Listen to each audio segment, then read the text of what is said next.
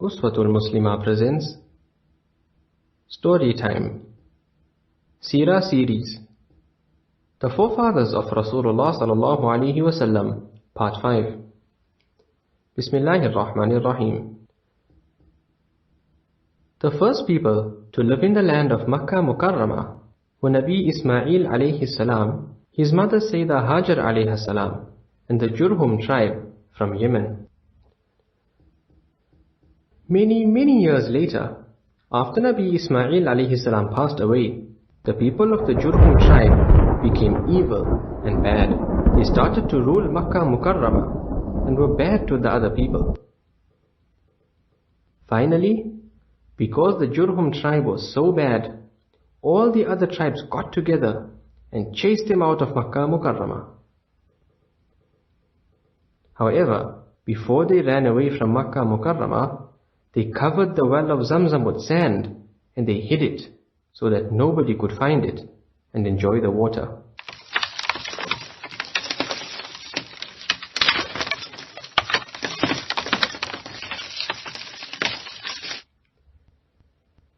For years and years, the well of Zamzam was hidden until the time of Abdul Muttalib, the grandfather of Rasulullah sallallahu alaihi wasallam.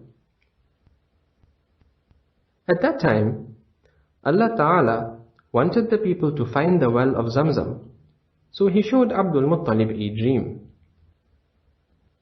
In the dream, Abdul Muttalib was shown a certain place and was told to dig in that place to uncover the well of Zamzam.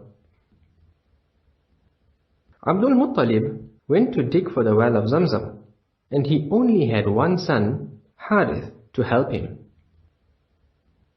Abdul Muttalib made dua to Allah Ta'ala and said that if Allah Ta'ala gave him 10 sons, then he would slaughter one son for Allah Ta'ala like a qurbani. Abdul Muttalib and Harith dug, and after some time, they found the well of Zamzam.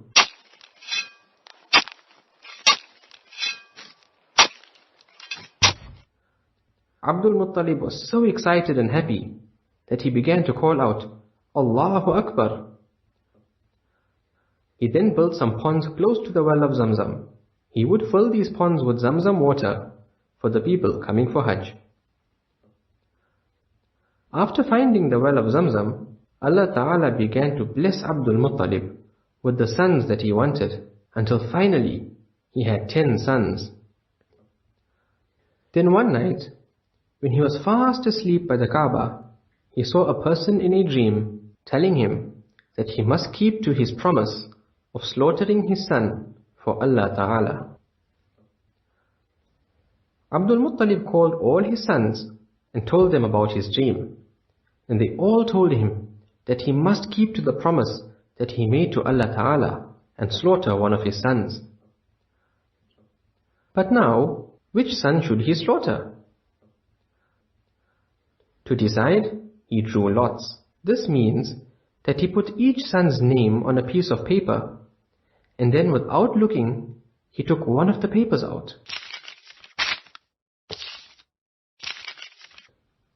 When he did this, the paper that came out was the one with the name of Abdullah, his most beloved son. Even though Abdullah was his most beloved son, Abdul Muttalib knew that he had to keep to his promise. He took a knife and started going with Abdullah to the place where he was going to slaughter him.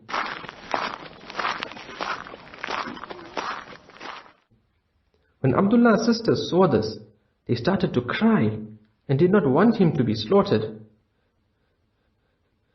They begged their father to draw lots again. This time, Abdullah's name would be on one paper and 10 camels would be on the other paper. If he took the paper with the 10 camels, then he would slaughter the 10 camels and Abdullah would be safe. But if Abdullah's name came out, then he would add another 10 camels and draw lots again.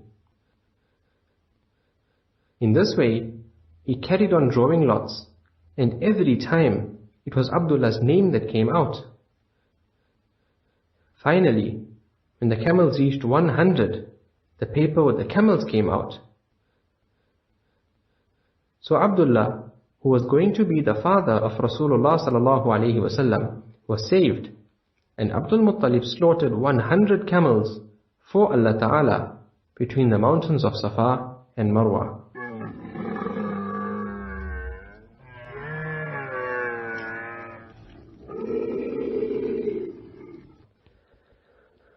From this story, we learn that if a person is bad and evil and troubles other people, then people will not like him.